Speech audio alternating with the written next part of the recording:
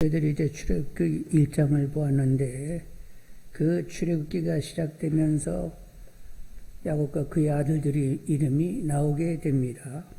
1절 5절을 다시 읽으면 야곱과 함께 각각 자기 가족을 데리고 애굽에 이른 이스라엘 아들들의 이름은 이러하니라.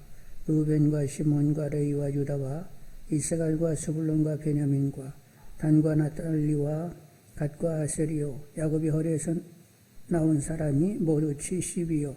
요셉은 애굽에 있었더라.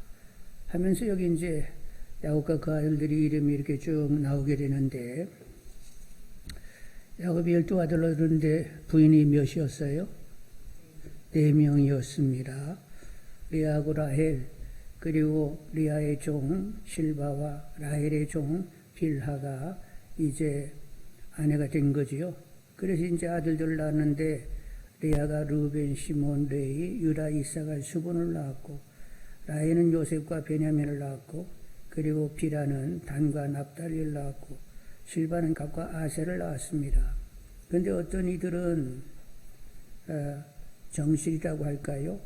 레아와 라헬 밑에서 태어나게 되었고, 또 어떤 이들은 레아와 라헬의 여종인 실바와 그리고 빌하 밑에 이렇게 태어나게 됐단 말이요.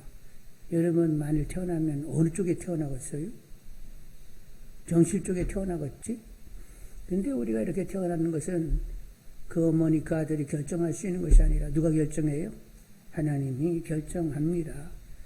그래서 어떻게 태어난지 이건 별로 중요한 건 사실 아니에요. 하여간 하나님의 은혜를 입어서 결국 나의 원 되신 하나님을 알고 그분께 바르게 반응하면서 하나님의 선과 신실을 평생에 누릴 수 있었다라고 하면 그보다 더 좋은 삶은 없는 거지요. 그러니까 누구 밑에 태어났다 뭐 그런 거 따질 필요는 없고, 하여간 나의 원인 되신 하나님을 알고 바르게 반응하고 그분을 누릴 수만 있다라고 하면 그것이 가장 복된 삶이다. 이렇게 이해를 하시면서 하나님 더 은혜를 베푸셔가지고 하나님을 크게 알고 그리고 하나님께 바르게 반응하면서 하나님을 누리는 재미가 있는 그런 삶이 되게 해달라고 계속 기도하시는 분들이 다 되기를 원합니다. 근데 이제 1절과 5절에 보면 애굽에 내려오게 됐다는 얘기를 하고 있어요. 1절에 야곱과 함께 각각 자기 가족을 데리고 어디에 이른? 애굽에 이른 이스라엘 아들들의 이름은 이러하니. 그리고 5절에 야곱의 허리에서 나온 사람이 모두 70인이요. 요셉은 어디에 있었더라? 애굽에 있었더라. 애굽에 이른 사람이 이렇고 또 요셉은 애굽에 있었다 하는데, 여러분 이렇게 다들 애굽으로 이렇게 이제 가게 됐는데 왜들 애굽에 내려가게 됐대요? 흉년 때문에 결국 애굽에 내려가게 되었고, 마침 또 요셉은 애굽의 총리였기 때문에 결국 흉년을 피하기 위하여 애굽에 내려가게 된 거지요. 근데 요셉은 언제 내려갔대요? 요셉은 지금 이제 요셉이 총리가 된 지 이제 7년 풍년이 지나고 흉년 2년 차가 됐습니다. 그리고 이제 총리가 돼가지고 7년 2년이지만 사실은 17살 때에 팔리게 됐어요. 그래가지고 22년이 지났어요. 형들에게 팔려가지고 22년이 지난 지금 이제 요셉은 총리가 되어 있었고 흉년이 들어가지고 결국 요셉의 배려로 애굽 고센 땅에 와서 살게 되었던 거지요. 자, 그런데 지금 이제 이 출애굽기는 누가 썼어요? 모세가 썼잖아요. 모세가 뭐 썼어요? 모세 오경하면 뭘 얘기하는 거예요? 창세기, 출애굽기, 레위기, 민수기, 신명기를 얘기하는데, 여러분 모세는 창세기, 출애굽기, 민수기 이렇게 쓰고 있다라고 하면 모세는 창조 때로부터 시작해가지고 그 많은 조상들, 셈이라든가 노아라든가 아니면 이제 아브람이라든가 이삭이라든가 야곱이라든가 요셉이라든가, 그리고 이제 이 출애굽기를 쓸 때는 거의 이제 그 요단 동편까지 가서 이제 썼다고 보아지게 되는데, 그러면 그동안에 이스라엘의 역사에서 모세는 이게 전체적으로 이렇게 통찰을 하고 있는 사람이거든요. 그래서 모세는 이렇게 이제 요셉 가족이 애굽에 내려갔다 할 때 모세가 통찰하고 있는 바하고 그리고 이 야곱이라든가 요셉이 통찰하고 하고는 차원이 다릅니다. 모세는 전체를 다 알고 지금 이렇게 집필하고 있고 야곱이라도 요셉은 당시 자기 삶에 한정된 하나님의 섭리를 이해할 뿐이다 이렇게 얘기할 수 있단 말이요. 그래서 이제 모세가 지금 이렇게 출애굽기 앞부분을 쓸 때는 이 가족이 이렇게 애굽에 내려왔다 이렇게 얘기할 때는 모세는 무엇을 생각하냐면 이 가족이 내려왔기 때문에 출애굽기가 결국은 이루어졌다는 거예요. 결국 출애굽할 때 어떤 누구의 후손들이 결국 애굽을 떠나오는 거죠. 이 야곱의 70인이 애굽에 내려가 가지고 430년 있으면서 중다해지게 되고 그리고 이제 사람 수가 너무 많다 보니까 이제 바로가 애굽의 왕이 위협을 느끼면서 억압을 하게 되었고 그래서 신음소리를 내니까 하나님께서 결국은 모세를 세워가지고 출애굽을 하게 되잖아요. 그래서 이렇게 이 이름들이 이렇게 쭉 나열된 것을 이들이 애굽에 야곱과 그 아들들이 애굽에 내려갔고 요셉은 애굽에 있었더라 이렇게 쓰는 것은 바로 이 사람들의 후손이 출애굽을 했다. 그러니까 출애굽의 시작은 애굽에 내려갔다가 시작이 되어야 되죠. 그래서 출애굽의 시작은 누구 때문에 이렇게 됐다고? 야곱의 가족이 애굽에 내려가서 출애굽이 시작이 됐다. 이렇게 이제 밝혀주고 있는 거지요. 자, 그런데 이제 모세는 창세기도 썼고 그리고 출애굽기도 썼고 민수기도 썼다. 역사서를 쫙 썼는데 그렇게 다 전체를 쓸 수 있는 사람은 이미 다 보고 있는데 이제 모세가 볼 때에 지금 이렇게 애굽에 내려오게 된 것은 하나님이 이스라엘 조상들하고 약속한 바가 응해져서 이렇게 내려왔다고 이제 또 모세는 거기까지 다 이해를 하는 거예요. 그래서 하나님이 아브라함에게 약속을 했어요. 아브라함이 어디 살 때? 갈대아 우르에 살고 있을 때 아브라함의 아버지 데라는 갈대아의 우르에서 무슨 장사했대요? 우상 만들어가지고 팔고 있었거든. 그 아버지의 그 아들이면 아브라함도 뭐 만들어 팔아야 돼? 우상 만들어 팔고 그렇게 지내야 되는데 어떻게 하나님이 아브라함을 딱 이렇게 지목을 내가지고 약속을 했어요. 이제 내가 너에게 지시한 땅으로 가라.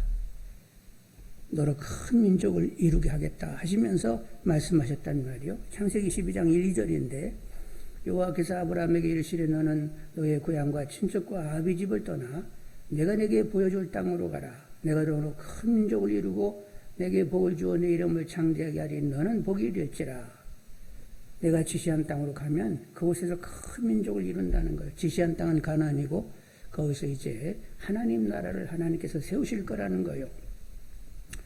그래서 이제 갈대 우르에서 떠나가지고 결국 가나안에 들어가게 됐는데 아기가 금방 생겼대요? 안 생겼대요? 갈대 우르에도 아들이 없었어요. 그런데 가나안에 들어가서도 20년 가까이 지냈는데 또 아들이 없네. 그래서 누구를 후사 삼으려고 했죠?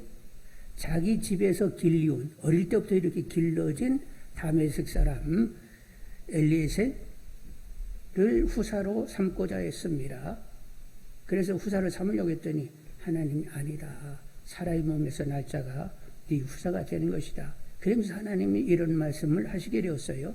창세기 15장 13절로 14절에 여호와께서 아브라함에게 이르시되 너는 반드시 알라. 내 자손이 이방에서 객이되어 그들을 섬기겠고 그들은 400년 동안 내 자손을 괴롭게 하리니. 너는 반드시 알아야 되는데 내 자손이 이방에서 객이되어 그들을 섬기겠고 그들은 400년 동안 내 자손을 괴롭게 하리니. 이방 땅에 가가지고 몇 년 동안 있는다고? 400년 있다가 돌아와서 그때는 중다해지고 가나안 땅을 차지하게 되고 하나님 나라가 세워지게 된다는 거예요. 여러분, 나라가 세워지려고 하면 뭐가 있어야 돼요? 백성이 있어야 되죠. 법이 있어야 되죠. 땅이 있어야 됩니다. 근데 백성은 어디서 만들어졌다? 애굽에서 중다해졌다. 법은 어디서 주셨다? 시내산에서 주셨다. 땅은 어디요? 가나안 땅.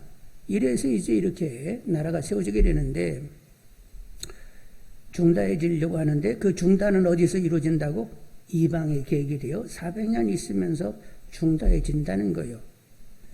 그래서 이제 모세는, 지금 이제 모세는 창세기, 출애굽기, 민수기를 다 쓴 사람이라고 했잖아요.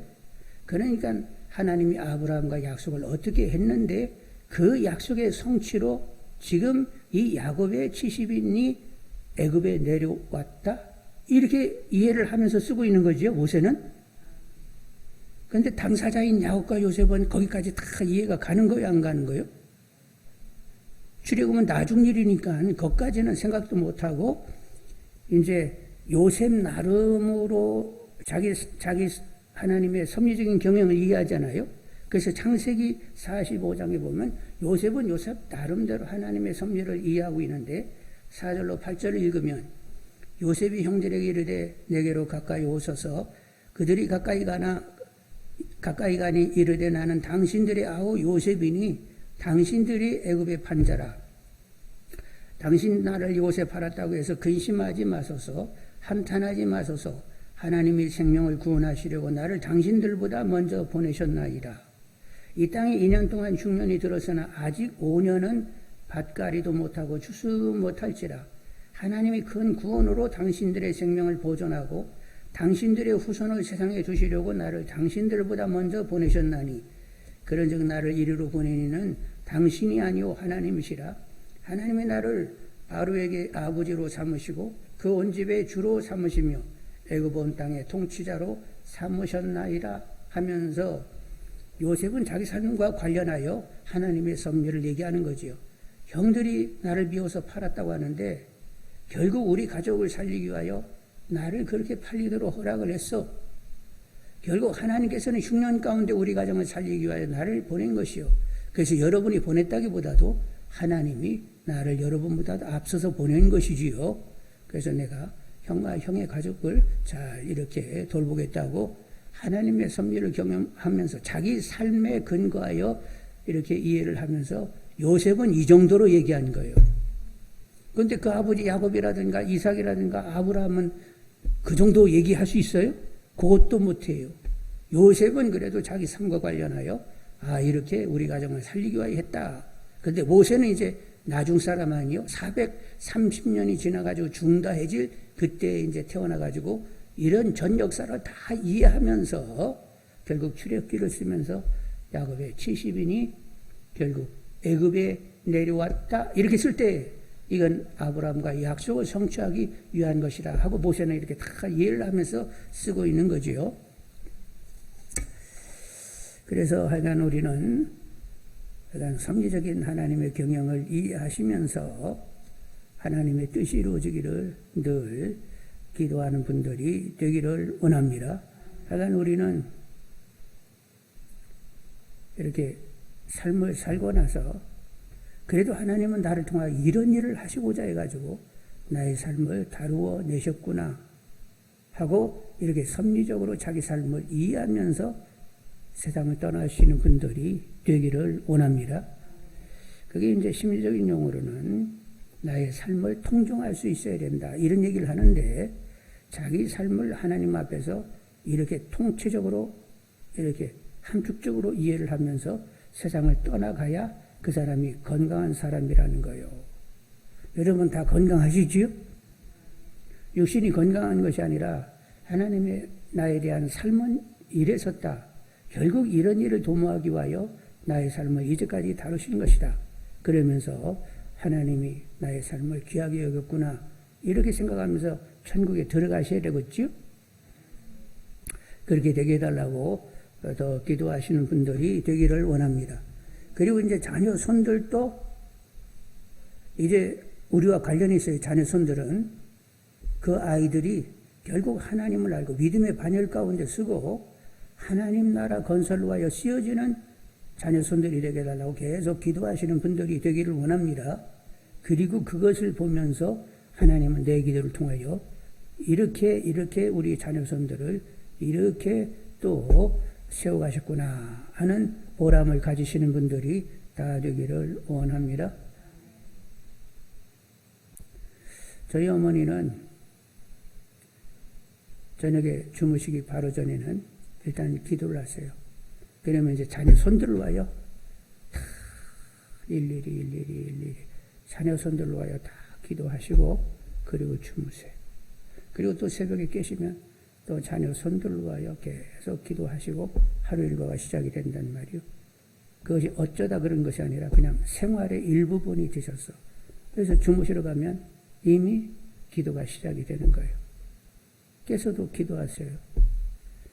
그러면서 이제 자녀 손들이 이렇게 믿음 생활을 잘 하는 것을 보게 되면 보람이 있으시겠어요? 아니겠어요? 그래도 아이가 나를 통하여 이렇게 믿음의 반열이 세워지도록 나를 쓰셨구나. 이런 가치를 챙기시는 줄 압니다. 우리들도 다 그리 되기를 원합니다. 그리고 이제 그러니까 우리도 또 하나님 나라 건설을 위하여 쓰여져야 되겠어요. 교회 봉사를 잘하면서 하나님 나라가 세워지도록 그렇게 나도 쓰여져야 되겠지만 자녀들도 그렇게 하나님 나라 일에 귀하게 쓰여지기를 더 기도하는 분들이 되기를 원합니다. 이번 추석 때 이제 동생한테 얘기를 들었는데 그 아이가 제주도에 지금 지내고 있거든요. 그 제주대학에 관련 있게 이렇게 지내다 보니까 거기 가서 이제 사귀는 사람들이 있단 말이요. 근데 이제 선배이면서 어느 교회 장로가 있는데 그분도 제주대학 교수인데 그분을 보면 너무 은혜가 된다는 거예요. 그래서 학생들 또 이제 외국에서 이렇게 유학한 제3세계에서 온 아이들 그들에게 계속 이렇게 성경 공부를 시켜가지고 목사 만들고 선교사 만들고 이런 일을 잘 하시는 장로님이 한 분 계시다는 거예요. 그리고 그분은 고신측 장로님이신데 고신측 그 교단에서도 아주 이렇게 선한 이렇게 역기능적이 아니라 순기능적으로 계속 일을 하면서 그렇게 덕을 세우는데 그분과 같이 교제하게 되면 그분은 누구 험잡고 이런 게 아니라 이렇게 사람을 잘 이렇게 세워주는 일을 그렇게 잘한다고 참 귀한 분이라고 이렇게 얘기를 합니다. 그래서 나도 언제 기회가 되면 한번 그 양반을 만나야 되겠다 이렇게 생각이 드는데 동생을 통해서 한번 만나자고 하면 만나줄 수 있겠다 이런 마음이 들어서 언제 한번 제주도 가면 만나자고 하자. 그래서 한번 식사하면서 도대체 어떻게 해가지고 그렇게 믿음 생활을 잘하는지 한번 확인 좀 해보고 싶다 이런 마음이 드는데 하여간 우리도 하나님 나라에 귀히 쓰임받는 분들이 되시길 바라고 자녀들도 귀히 쓰임받기를 계속 기도하는 분들이 되기를 원합니다. 하나님의 때에 하나님 원하는 장소에서 하나님 원하는 일을 하며 삶의 가치와 보람을 챙길 줄 아는 우리들의 자녀 손들이 되게 달라고 기도하시는 분들이 되기를 원합니다. 그리고 이제 우리는 왕 같은 제사장들이죠. 누구랑 연합해가지고 그렇게 됐대요? 예수님이 왕이면서 제사장인데 그분과 연합하다 보니까 우리가 왕 같은 제사장이 된 거예요. 옆 사람에게 한번 얘기하겠어요. 아유, 왕 같은 제사장이시네요. 처음 들어봤어요, 여러분? 특히 여자분들은 잘 그런 그림이 안 그렸을지도 몰라. 근데 예수님과 연합하는 순간 그분은 왕이면서 제사장이기 때문에 우리도 또 왕이면서 제사장의 이미 직을 받은 바가 된 거요. 그래서 우리는 모든 열국이 하나님을 알아 복을 받도록 하는 그런 일에 쓰임을 받아야 됩니다. 아브라함에게 하나님 말씀하시기를 너의 씨로 누가 복을 받는다고? 천하 만민이 복을 받게 될 것이다. 그런데 아브라함의 씨의 진정한 씨는 누구요? 예수님이시고 우리는 예수님과 연합됐으니까 우리로 말미암아 천하 만민이 복을 받아야 되는 거요. 그러니까 여러분이 이렇게 스케일이 이렇게 공릉 삼동의 조그만 사람이요, 막 열국을 품고 있는 아주 굉장한 분이세요. 또 옆 사람에게 얘기했어요. 오메 굉장하시네.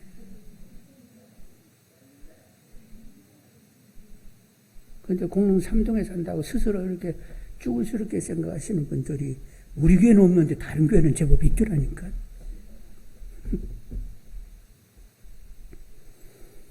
하여간 주님과 연합됐으면 도대체 나는 어떤 신분의 사람인가를 정확히 알면서, 그래서 우리는 항상 깨어가지고 가까이 있는 사람, 그리스도 하나님을 알아 하늘의 복을 받게 해달라고 하고, 땅끝에 있는 사람들도 하나님을 알아 하늘의 복을 받게 해달라고 기도하는 복에 근원된 사람들이 되어야 된다는 말이요.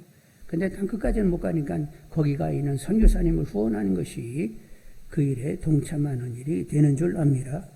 우리가 어디 저기 시골이나 섬까지 못 가도 미자리 교회를 돕는 일이 또 그 일에 동참하는 일이 되니까 우리는 하여간 아브라함의 후손, 곧 예수님과 연합하여 복의 근원이자 왕같은 제사장이 되었으니 하여간 천한 만민이 복을 받도록 기도하고 관심하고 후원하는 우리 모두가 다 되기를 원합니다. 자, 6절로 8절로 한번 보겠습니다. 6절로 8절. 요셉과 그의 모든 형제와 그의 시대의 사람은 다 죽었고 이스라엘 자손은 생육하고 불어나 번성하고 매우 강하여 온 땅에 가득하게 되었더라. 8절. 요셉을 알지 못하는 새 왕이 일어나 애굽을 다스리더니 다 죽었대요. 그래서 세월이 얼마나 흐른 거예요? 요셉도 죽고 세월은 흘렀고 그리고 사람들은 중다해지게 되었고 그리고 요셉이를 알지 못하는 왕이 있게 됐다는 거예요. 세월이 얼마나 흘렀을까요? 한 350년 정도가 흘렀습니다. 누구는 아직 태어나지 않았다? 모세는 아직 태어나지 않았으니까 모세 80세에 출애굽이 이루어지잖아요. 그러니까 출애굽에서 80을 빼면 430년에서 80을 뺀 꼴이 되니까 350년이 지날 즈음이 되는 것입니다. 그래서 한 BC 1530년 정도 되는 거지요. 그런데 이때는 중다해졌는데 남자 성인만도 거의 60만에 가까워지게 되었고 그래서 전체 인구는 한 200만에 가까워졌다는 말이에요. 70명이 얼마나 됐다고? 200만에 가까운 정도가 되었어요.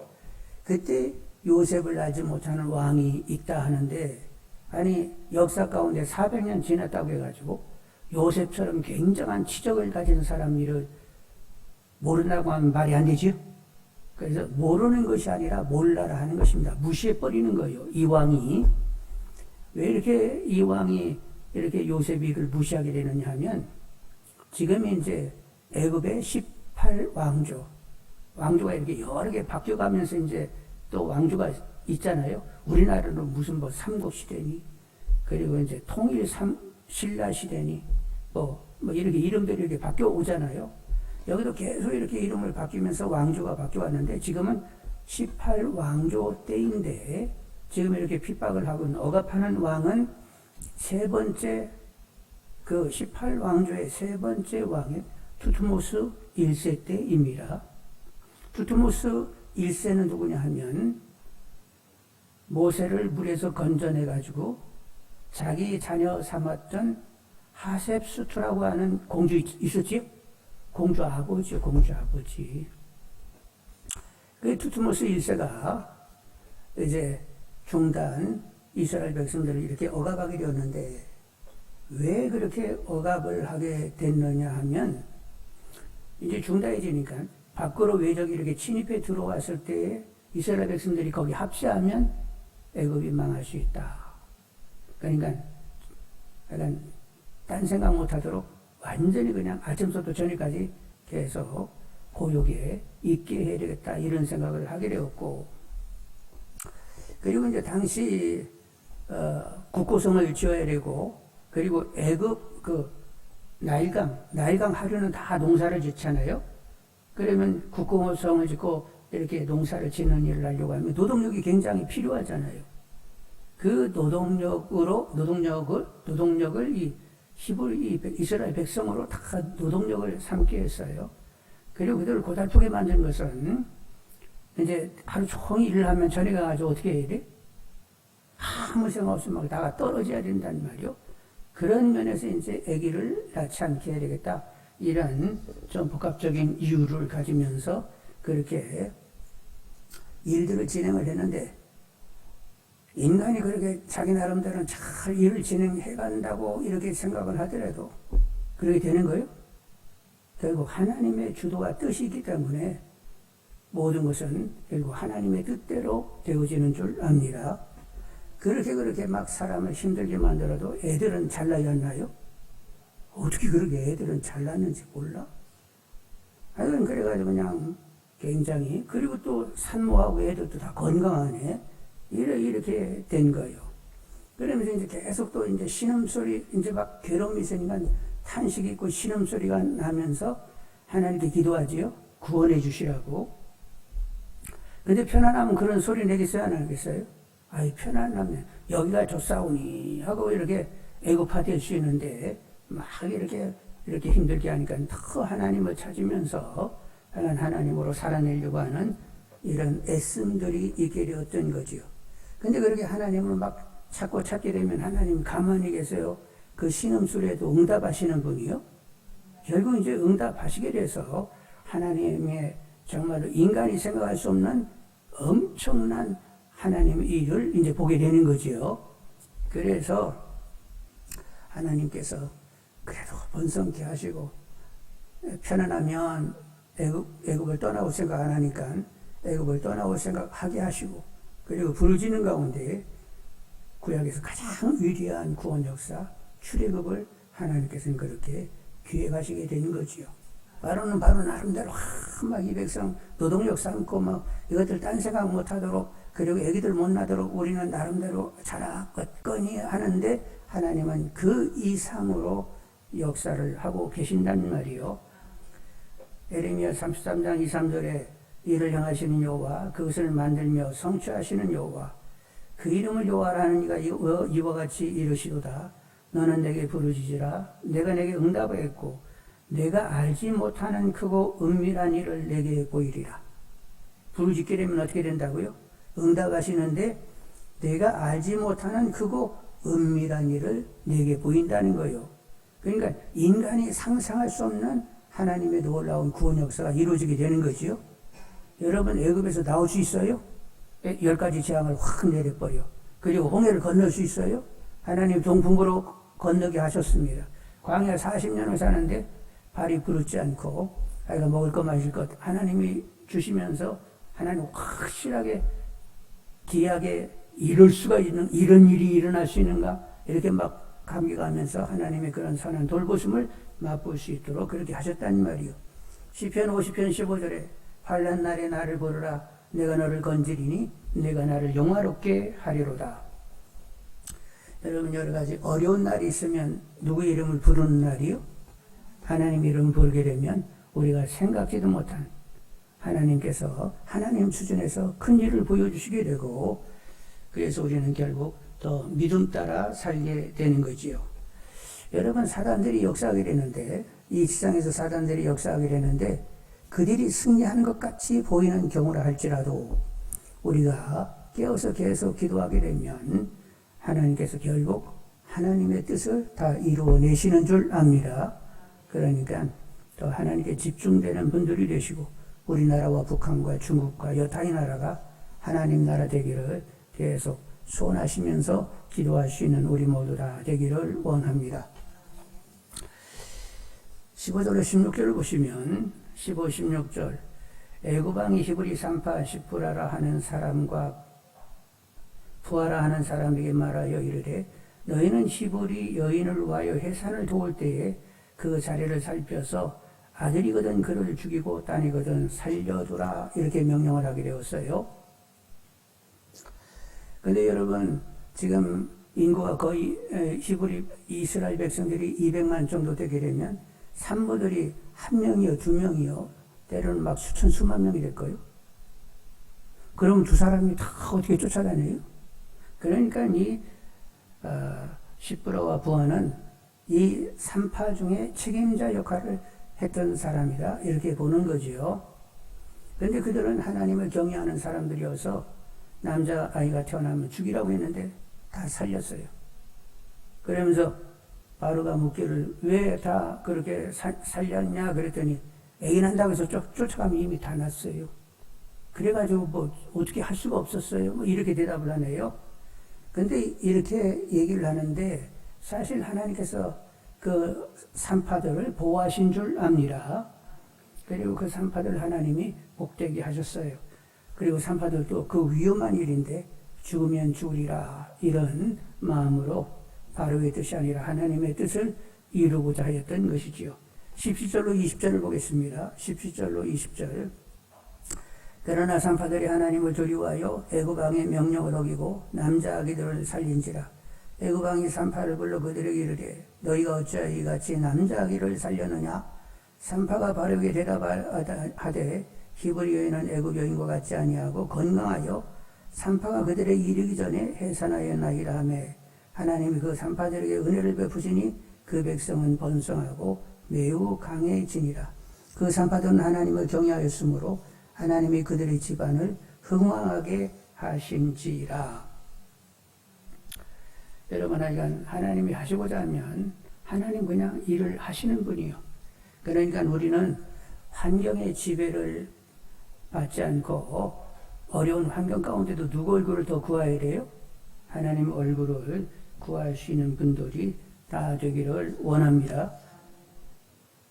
그리고 그 환경 가운데 내가 할 일이 무엇인가를 묻고 하나님께서 하자고 하는 대로 따라갈 수 있는 우리가 되기를 원합니다. 우리는 늘 여호와를 우러러 뭐같이 날아가야 된다고요? 독수리같이 날으셔야 돼. 독수리는 어디 위로 올라가죠? 밑에는 막 구름이 크게 가지고 막 천둥번개가 치는데 독수리는 그 위를 나르게 된단 말이요.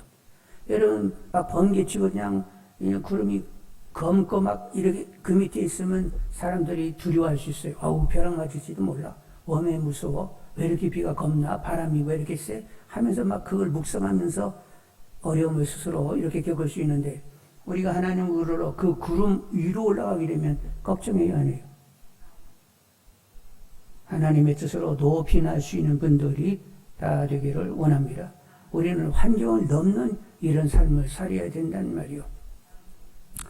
제가 오늘 새벽 4시에 대전에서 출발해가지고 왔는데 이렇게 시간을 이렇게 보니까 오면 어제 저녁에 오면 4시간 45분 뭐 이러더라고. 그러니까 대전에서 서울까지 오는데 5시간이면 오면 막 가지도 못하고 그냥 서서서 져가지고 답답해 죽겠구나. 그래서 이제 또 시간을 보는 거예요. 그래서 그냥 새벽 2시, 3시, 4시 되니까 대전에서 서울 올라오는데 2시간 10분. 이러면 올라가겠다 해가지고 4시에 출발해가지고 전혀 막히지 않고 오게 되는데 청주쯤 오니까 막 천둥 번개가 부득부득 치고 막 비가 쫙쫙 내립니다. 그러면 운전하면서 조심스럽잖아요. 상당히 조심스럽더라고. 근데 제 차가 그냥 그 구름 위를 이렇게 나를 수 있으면 어떻게 될까나?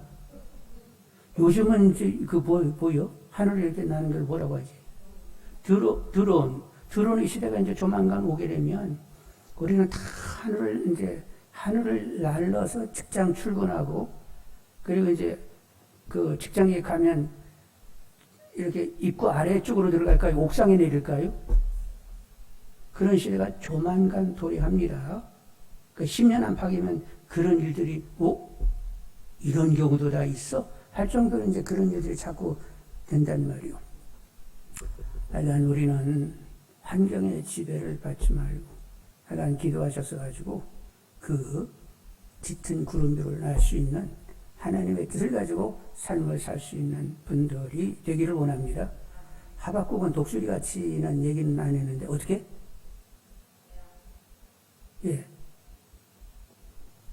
사슴같이 높은 곳을 다니게 해달라고 그렇게 외쳤는데 하여간 우리는 우러러 독수리같이 나시는 분들이 다 되기를 원합니다. 그래서 너무 어려운 환경을 막 묵상하니라고 그냥 얼굴 다 찌그러들어가지고 막 염려, 근심, 걱정에 묻혀있는 것이 아니라 그럴 때 어떻게 하라고? 기도와 간구로 하나님께 아뢰게 되면 지각에 뛰어나신 하나님 평강에 너희들의 생각과 마음을 평강으로 지켜주신다. 이미 평강하면 그 어려움을 넘어서고 있는 거지요. 그래서 높이 나시는 분들이 다 되기를 원합니다. 그리고 사실은 어려운 환경이 주님을 제대로 극적으로 만나는 이런 경우가 돼요. 어려운 그 사정이. 다니엘 세 친구는 풀무불에 던졌는데 거기서 누구를 만났대요? 아니, 불타 죽으라고 던졌는데 거기에 또 어떤 젊은 한 사람이 나타나가지고 네 사람이 그 안을 거닐고 있었다니까. 그분이 주님이십니다. 하나님의 아들. 그리고 다시 그들이 걸어나오게 되었잖아요. 예수님의 제자들은 광풍을 만나게 돼서 막 파도가 막 넘쳐들고 겁 안 죽게 생기는데, 아니 근데 바다 위를, 호수 위를 걸어오시는 분 있었네. 유령인가 했더니 예수님이란 말이요. 그래서 예수님이 그 배에 오르시면서 잠잠하라 했더니 막 광풍이 금세 잠잠해 버리네. 도대체 이분이 누구요? 하면서 하나님 아들이다 이렇게 인정하게 되었던 거죠. 그래서 여러분 편안할 때보다도 오히려 위기 때에 더 주님의 참 크심, 그분을 생생하게 경험해낼 수 있게 되는 것입니다. 하여간 늘 은혜 가운데 하나님과 주님을 누릴 수 있는 분들이 되기를 원합니다. 곤고할 때는 곤고할 때대로, 형통할 때는 형통할 때대로 누리는 거예요. 그래서 곤고할 때는 기도하고 형통할 때는 찬송하라고 했는데, 하여간 하나님은 곤고와 형통을 계속 섞어서 장래를 알지 못하게 하시면서 누구만 의지하게 하려고 장래를 아신 하나님에게만 의지하게 하기 위하여 곤고 형통을 섞는다고 했어요. 그러니까 곤고도 있어야 되는 거죠. 그러니까 곤고 때에도 형통 때에도 하나님을 누릴 수 있다. 하나님은 임마누엘을 24시간 함께 하시는 분입니다. 주님은 내 안에 살러 오셨고 성령님은 인침으로 오셨단 말이요. 그래서 성삼위 하나님이 그냥 하루 내내 이렇게 누려지는 것이, 그것이 자연스러운 것이다 이렇게 여기는 분들이 되기를 원합니다. 네? 그래서 약간 어떤 사정이 있든지 이렇게 됐든 저렇게 됐든 하나님이 누려지는, 사도 바울은 뭐 이런 형편에도 있었고 저런 형편일 수도 있었는데 약간 족하고 약간 능력 주신 안에서 모든 것을 이룰 수 있었느니라 하면서, 사도 바울도 감옥에도 들어가고 매맞기도 하고 강도도 만나고 막 가지가지 어려움이 다 있었는데 이래도 그런 가운데 또 하나님의 역사가 있었다는 거요. 그러니까 하나님이 누려진다 이렇게 고백해지는 입술들이 되시기를 주님의 이름으로 축원드립니다. 어떤 사람은 하나님이 안 누려져가지고 내가 믿는 거요 안 믿는 거요 그러면서 막 끌차하고 있을 수도 있단 말이요. 그는 하여간 어찌됐든 간에 계속 기도하세요. 하나님을 알게 하시고 하나님과 바르게 반응하면서 하나님을 친밀히 누리면서 나는 하나님을 누리는 재미로 사는 자, 이렇게 결론이 나버린 그런 인생들이 다 되셔야 된단 말이요. 하나님 우리를 다루시는 것은 나는 하나님으로 사는 자가 되게 하기 위하여 다루시는 거예요. 나는 하나님의 의리를 누리는 재미로 사는 자, 이렇게 되게 하기 위하여 하나님이 이렇게 저렇게 이렇게 우리를 계속 다루오신 거예요. 아직도 불확실하면 앞으로도 막 다름이 더 있을 거예요. 하여간 다루어달라고 나는 하나님으로 사는 자, 이렇게 결론이 팍 나버린 신앙이 되게 달라고 더 기도하시는 분들이 되기를 원합니다. 근데 대부분 사람들은 사실은 하나님을 누려야 되는데 여전히 나로 살아, 나를 누리면서 사는 경우들이 너무나도 많단 말이에요. 나를 누리는 사람은 육적인 그리스도인이고 하나님을 누리는 사람은 영적인 그리스도인들이지요. 성령이 아니고서는 하나님이 누려질 수는 없습니다. 여러분, 성령의 강력으로 주장하시는 가운데 하나님이 누려진다고 고백할 수 있는 영적인 그리스도인이 되게 달라고 기도할 수 있기를 원합니다. 그래서 정말로 하나님이 누려지는 사람 얼굴색이 어떨까요? 밝을까요? 어둘까요? 살짝 밝을까요? 말도 못하게 밝을까요? 말도 못하게 밝으셔야 된단 말이에요. 그렇게 되게 해달라고 더 깨어서 기도하시기를 원합니다. 여러분, 우리의 믿음의 많은 선배님들, 성경에 나오는 이름들이 쫙 있는데 그 믿음의 선배님들은 어떤 사람이요? 그냥 하나님을 평생 누렸던 자들이요. 우리도 그 반열에 있게 해달라고 더 깨어서 기도하실 수 있기를 원합니다.